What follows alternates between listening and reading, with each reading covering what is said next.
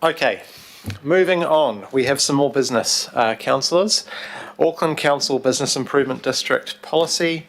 We have Claire and Jill. And I think we've got Ed as well over there. G'day, Ed. You just want to mention that these are chair's recommendations. Yes. Oh, yes. Just drawing everyone to your attention to the screen, we have another chair's recommendation here as well that Desley and myself support, which basically says, look, there was an ability to request mediation from one side, but not the other. So this is designed to correct that. Yeah.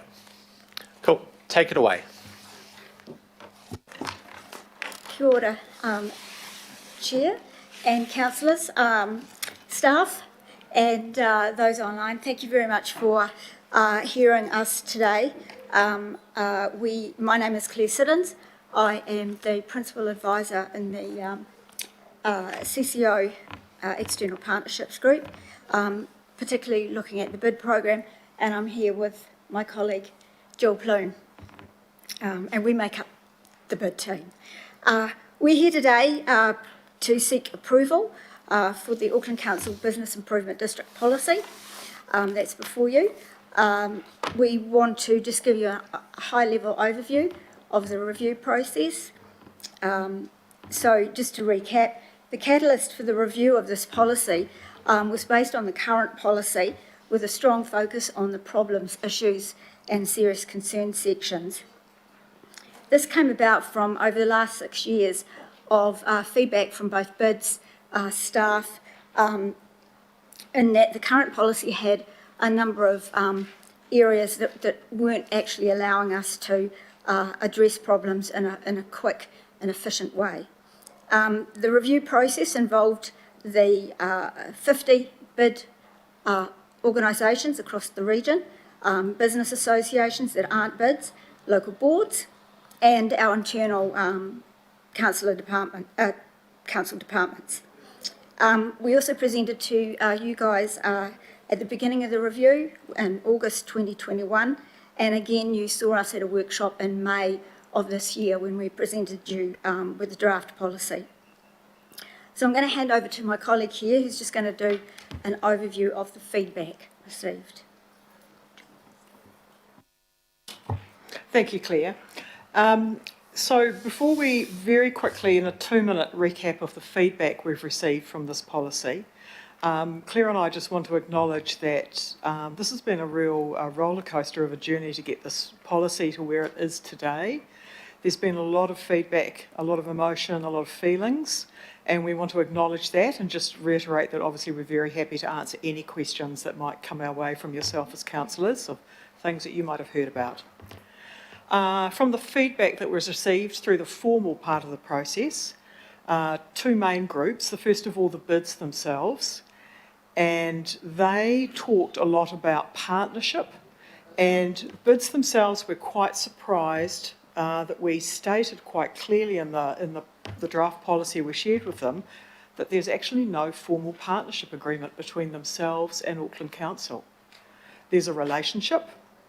There's a long-term relationship, there's collaboration and there's working together, but there's actually no formal partnership. They are independent organisations, and in fact we went as far as even stating this in the original existing policy, which is 2016, which clearly said there is no formal partnership. So that was a shock to us that the bids thought they were in a formal partnership with us. And the second part that we had to look at from the feedback was we shared with our bids a funding agreement, a mechanism literally to get the funding to them. And we used an ordinary grant, council grant funding agreement, and I can tell you that went down not very well. So we also acknowledged that that funding agreement was not fit for purpose, and we took on board an awful lot of feedback from our bids. We listened very carefully. And from that, what you'll find today in the policy before you, the draft policy, is a bid targeted rate grant agreement. It's a very simple document that defines the relationship between Auckland Council, what we're going to do, and the bids, what they're going to do. And we've made it a 3-year agreement. So the bids gave us feedback on partnership and the funding agreement. The local boards gave us feedback too. 18 local boards who had bids in it gave us feedback, plus Poke Papa. And the majority actually supported the draft policy and the funding agreement. They were looking for something. They're looking for better accountability and confidence, I suppose, that they knew what their bids were doing, and confidence that their bids were doing aligning with the bid policy. They were after a more practical issue resolution process where issues could be resolved faster than we had experienced. And a lot of the local boards were actually very acutely conscious that different financial times were coming in the future and that they may not have the discretionary funds to prop up or share with some of their bids that they traditionally have. So they were very keen on anything to do with the long-term financial sustainability of the bids. We also shared the draft policy and took on board councillor feedback in 2 workshops. And as a result of all of this feedback, we amended the policy and we shared that policy and the bid targeted rate grant agreement with all of our bids 2 weeks ago on July the 12th. Back to Claire. Thank you, Jill. So just in conclusion, this has been a long process. We've gathered lots and lots of feedback and information. So what you see before you today is a policy developed with input from council staff and the end users, the bids themselves. We'd also particularly like to acknowledge Cheryl Adamson, the bid manager of Parnell, for her contribution. That has been really, really good. And we really just want to reiterate that we very much welcomed and utilised the feedback received into the document that you see today. In regards to the policy that is before you, it's intended to do is to provide confidence in the accountability of public funds, confidence in the reporting of those funds, and confidence in an issue resolution that is quick and efficient. If approved today, the policy will become operational on the 1st of August in a couple of days. And Jill and I will roll through into a implementation process over the next 3-4 months with communication and networking opportunities to help the bids transition from the current policy into the new policy. So thank you, Chair and councillors, and before you is the Chair's resolution. So I'll hand it back to you for any questions. Wonderful, thank you very much. I'll ask for a mover in a second to put it on the floor and then we'll go to questions. So Angela, you'll move. Pippa, you'll second. Yeah. Well, no, you're right, actually. I will claim the chair's direct, so I'll go second myself, actually. Very good. Okay, throwing to questions, and we have Councillor Cooper.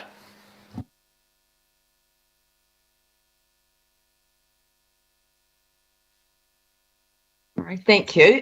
It was just in terms of what Councillor Henderson and I have heard from Te Atatū Peninsula bid. I just want to make sure when we proposed that if you only collected so much, you couldn't be a bid. Has that now been reversed? Those smaller groups are still able to be a bid? Through you, the Chair. It comes back to that financial sustainability. If we had a small area, and we do have some bids that get $6,000 a year, if we had an area that came back to us with a teeny tiny amount of targeted rate, we would not be keen. We do say that it needs a baseline of 120k a year to operate effectively. Once you've paid for a resource, paid for a manager or some kind of coordinator, plus had some money left over to be able to actually do anything for your business area, there is a baseline of $120,000, that's the minimum. So if we had a very small area come back, we would not be keen on that because we would know that it would need additional money to be raised. What we have said in the new bid policy that's before you is We would like smaller bids to work their way up, and we suggest a variety of options they can do that, to that 120 baseline over the next 6 years. And what we're asking for is, at the end of that period, a total income of over 120. So it could be a mixture of targeted rate plus income from something else, plus income from something else, but it's a total of 120. So through you, Mr. Chair, we're giving them a chance to build up to that rather than cutting them off straight away. We would never cut a bid off. I mean, we still work with, and I mentioned, we still work with bids that have absolutely tiny budgets. But we do know that, no, we would never cut a bid off. And we do know that they're the most challenging. No, that's okay. I just wanted to make sure because it wasn't how I understood it. So I just wanted to make sure that there is an opportunity for them to work their way up because they are doing good work. And it would seem a shame because it is a little bit of a case-by-case basis for each centre, I guess. But no, thank you for that. That helps me very much. And thanks for the work. It's really been great to hear that you've taken on board a lot of what people have said. Thank you. Thank you, Councillor. Do we have any other questions? I'll ask a follow-up to Councillor Cooper's question just briefly. What is the reasoning for us to have a baseline in place like that?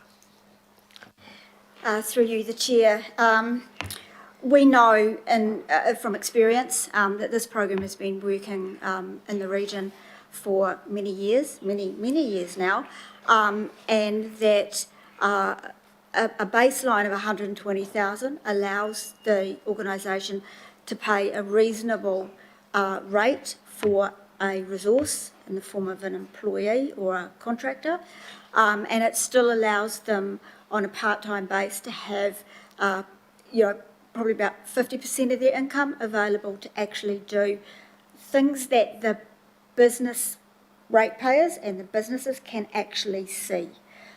It's really important for the program to be visually seen by those that contribute the money, rather than it just go into a resource that is working madly behind the scenes, but perhaps is to the ones that are paying the money isn't as visible.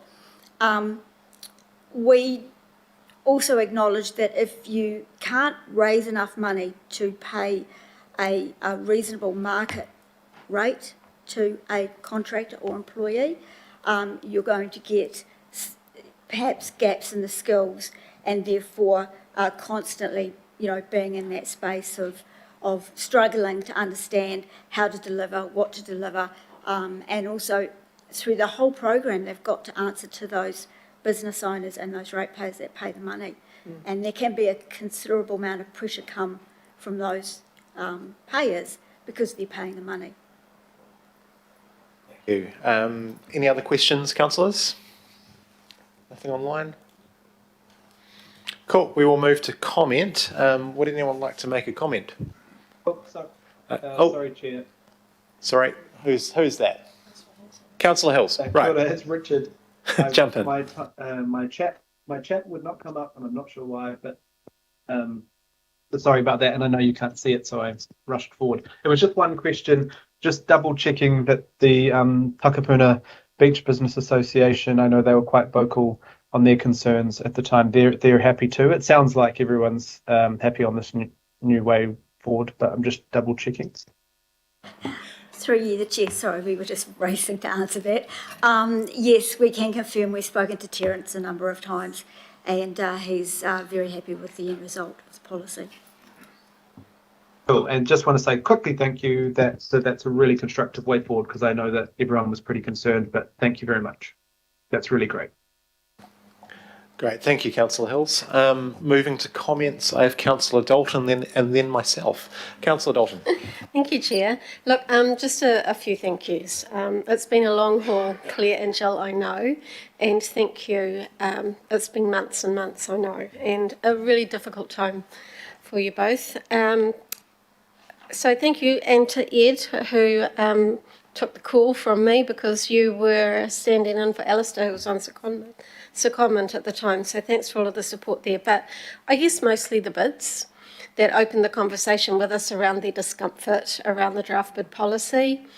And they provided, I think, us with an example of collaboration, right? Because they got together across Tamaki, all these bids got together, and a strong force for our businesses.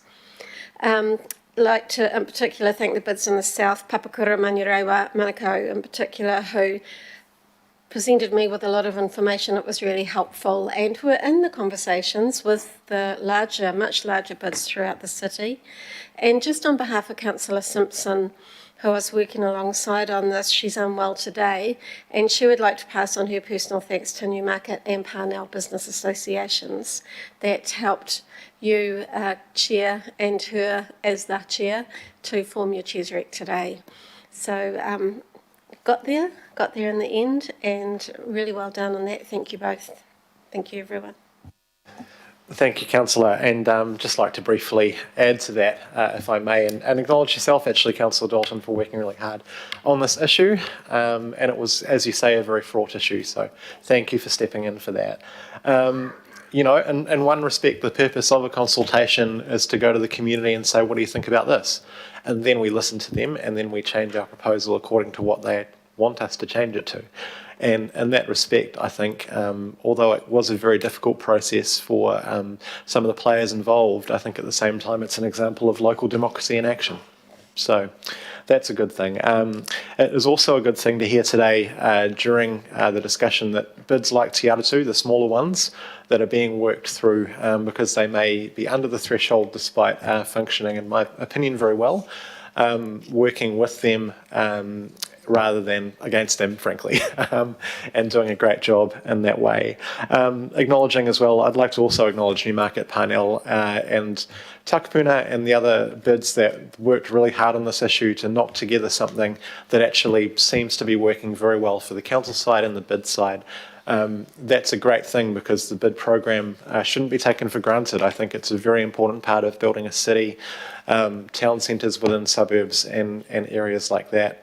That can really improve people's lives. The bid have a huge role to play in that, and I like to think that we're passing this one today to really strengthen that partnership. So it's a good day. I don't have any other people waiting to speak here. So the motion is on screen, and just again alerting you to the Chairs Rec there to tidy up the mediation section a little bit. All those in favour? Aye. Aye. Thank you, Pippa. Opposed? Carried. Thank you. Thank you.